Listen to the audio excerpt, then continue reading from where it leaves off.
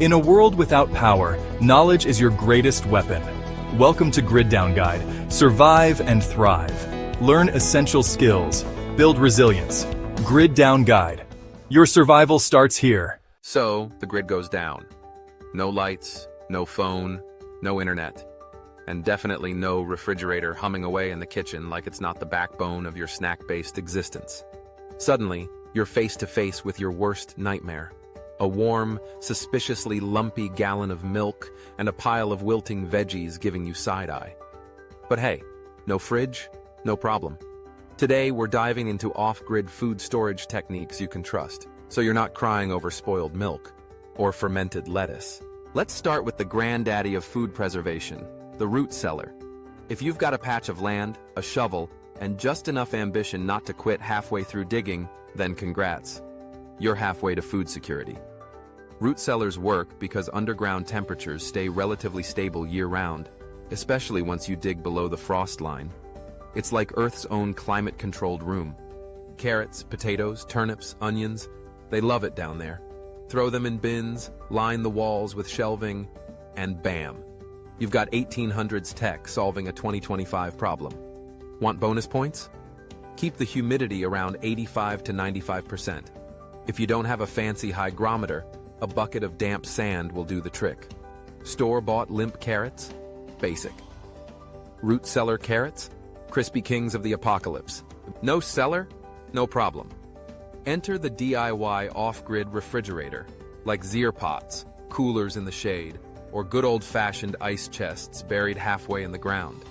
Here's a cool trick.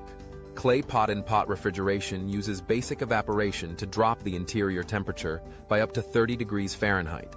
That means your cheese doesn't become a science experiment after 3 days. All you need is 2 unglazed clay pots, some sand, water, and a cloth. Keep it in the shade, water the sand, and let science do the rest. If you're somewhere with actual winters, build a snow fridge. Dig a pit, insulate it, add ice or snow, and use it like a chest freezer. Just don't forget where you buried it, or you'll be eating frozen peas next spring. Let's talk about salting, the method that fed armies, launched empires, and ruined blood pressure for centuries. Before refrigeration, salt was currency, because salt is nature's nope button for bacteria. To salt your meats, pack them in layers of coarse salt, let them sit for a few days to a week, then hang them to dry in a well-ventilated space. That's it. You've made salt-cured meat. Charcuterie with attitude. You can do it with fish, pork, beef, even eggs. Yes, salt-cured egg yolks are a thing, and they're amazing grated over pasta. It's not just survival food. It's rustic gourmet, baby. When life gives you cabbage, make sauerkraut. Fermentation is like nature's slow cooker and probiotic powerhouse rolled into one. All you need is salt, water, and time. The salt inhibits bad bacteria just long enough for the good guys, lactobacillus, to throw a party and preserve your food.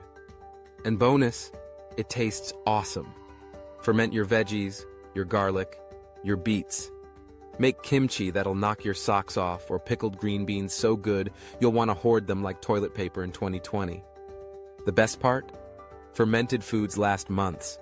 Just keep them cool, dark, and sealed. Like the secrets you tell your therapist. The sun, not just for Instagram sunsets and farmer's tans anymore. Use it to build your very own solar dehydrator, a totally off-grid method to dry fruits, vegetables, herbs, and even jerky. Imagine mango slices that taste like candy, tomatoes like little flavor bombs, or banana chips without added sugar and existential guilt. Build a box, install some mesh racks, and cover it with clear plastic angled toward the sun. Proper ventilation keeps airflow moving and ensures your food dries evenly. You'll need warm temps and low humidity. So sorry, Seattle. Maybe stick to fermenting. Dehydrated food is lightweight, space-saving, and lasts forever. Like that bag of raisins in your grandma's purse. Sure, canning usually needs heat. But who says the heat has to come from the grid? Use a rocket stove, wood-fired stove, or even a propane burner. Just make sure you're pressure canning your low-acid foods. Don't get cute with botulism. Canning can give you shelf-stable soups, beans, meat, veggies, and fruit. Plus, there's nothing more satisfying than hearing that pop as the jar seals. It's the sound of victory. Look, when the grid goes down, it's not about panic. It's about preparation. Preserving food without a fridge isn't a doomsday skill. It's a life skill.